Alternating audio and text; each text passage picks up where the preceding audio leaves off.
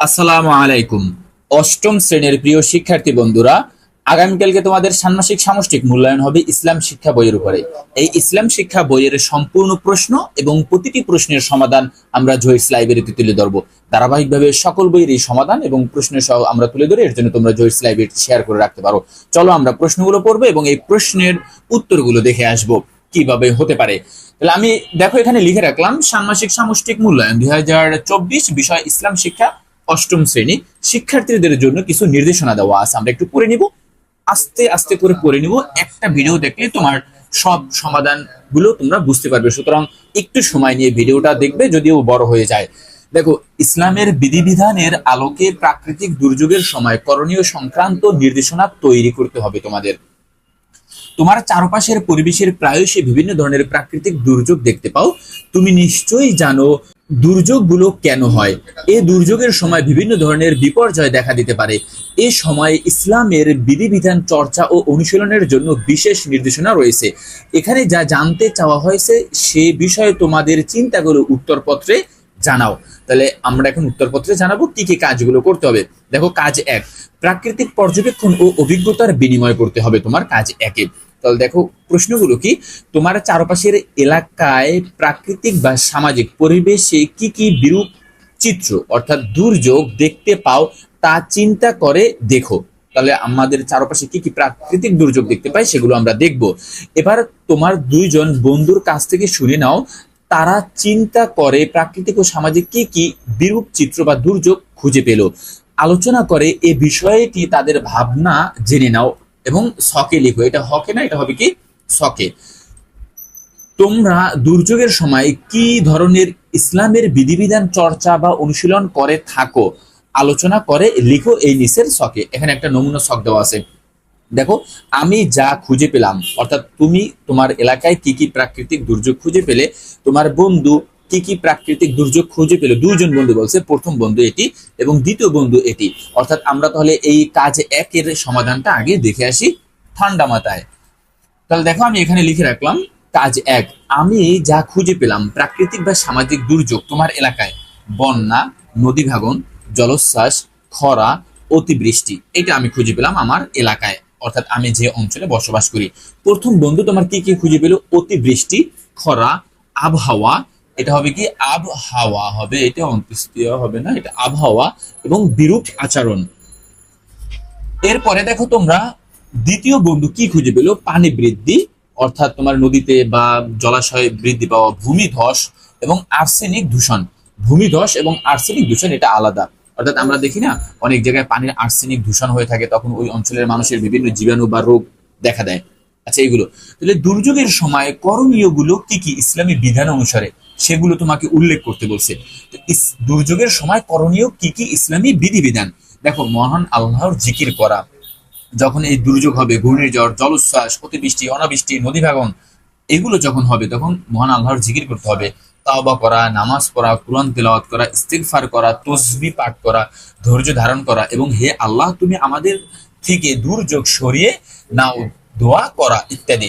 এভাবে তুমি অনেকগুলো পয়েন্ট কালার পেন দিয়ে এগুলো উল্লেখ করতে পারো। তোমরা এই দুর্যোগের সময় করণীয় ইসলামী বিধিবিধান এই কথাটা তোমরা নীল পেন দিয়ে লিখবে, তারপরে এইগুলো রোমান সংখ্যা দিয়ে লিখে ফেলবা। তাহলে আমাদের কাজ 1 হয়ে গেল, তাই না? এখন আমরা কাজ 2 এর প্রশ্নটি পড়ে আসি। দেখো, কাজ 2 তে কি বলা আছে? সমস্যা খুঁজে বের করি। কি কি সমস্যা খুঁজে বের করবা? তোমার বন্ধুদের চিহ্নিত প্রাকৃতিক দুর্যোগ সমূহের ফলে কি কি সমস্যার সম্মুখীন হতে হয় বলে তুমি মনে করো। তোমার বন্ধুদের বলছে, তাই না? তার মানে তোমার বন্ধুদের কিন্তু হচ্ছে এই দুটি ঘর। আমি যা আলোচনা করে ফেলছি এটাও আলোচনা করবে এবং এসব প্রাকৃতিক বা সামাজিক দুর্যোগ থেকে তুমি ইসলামের দৃষ্টিতে কি শিক্ষা খুঁজে পাও তা উল্লেখ করো। তাহলে চলো আমরা কাজ 2 এর সমাধানটা দেখে আসি। আগে আমরা 1 এর সমাধান করব, এরপরে 2 এর সমাধান তুলে ধরবো।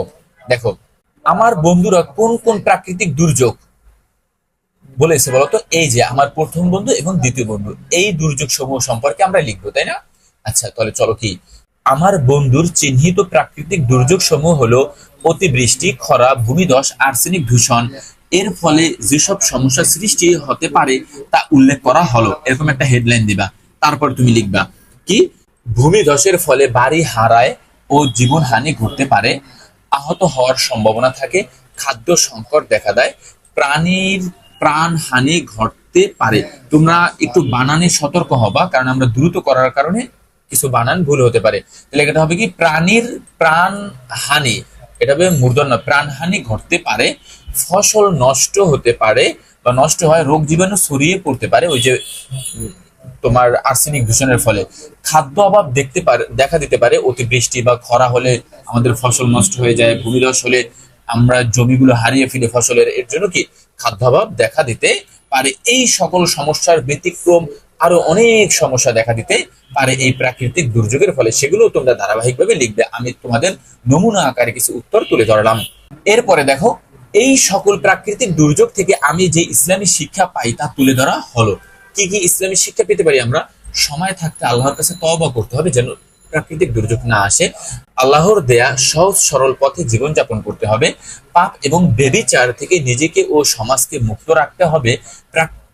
প্রকৃতির সাথে বিরূপ আচরণ করা যাবে না এবং আল্লাহর ক্ষমতার স্বীকার করতে হবে, ইত্যাদি দিয়ে দিলাম আমি। কারণ কি, এর ব্যতিক্রম অনেক ধর্মীয় জ্ঞান দিয়ে তুমি লিখবা যে আমরা কিভাবে প্রাকৃতিক দুর্যোগ থেকে ইসলামিক শিক্ষা পেয়ে থাকি এবং সেখান থেকে আমরা কিভাবে মুক্তি পাই। তুমি চাইলে বিভিন্ন সার্চ ইঞ্জিনের মাধ্যমে লিখতে পারো যে প্রাকৃতিক দুর্যোগ মোকাবেলায় ইসলামী শিক্ষাগুলো কি কি, এভাবে তুমি করবা। আমি এখানে 5টা উল্লেখ করে দিলাম, তোমরা আরো অনেক ধর্ম বই থেকে নিয়ে মুখস্থ করতে পারো বা অনুশীলন করতে পারো। এরপরে আমরা চলে যাব কাজ 3-এ। দেখো কাজ 3 কি বলা আছে, সমস্যা সমাধানের ইসলামিক নির্দেশনার আলোকে করণীয় নির্ধারণ। আচ্ছা দেখি আমাদের কি কি করণীয়। 4 জন বন্ধুর সাথে আলোচনা করে দুর্যোগপূর্ণ বিভিন্ন পরিস্থিতি মোকাবেলায় ইসলামের বিধিবিধান অনুযায়ী আমার বা আমাদের করণীয় কি তা ছকে উপস্থাপন করো। এখানে ইসলামী বিধিবিধান, এখানে আমার বা আমাদের করণীয় কি এবং কি কি আমরা অনুশীলন করব এখন, সেগুলো আলোচনা করব আমাদের কাজ 3-এ। চলো আমরা এই ছকটি পূরণ করে আসি বিভিন্ন ভাবে।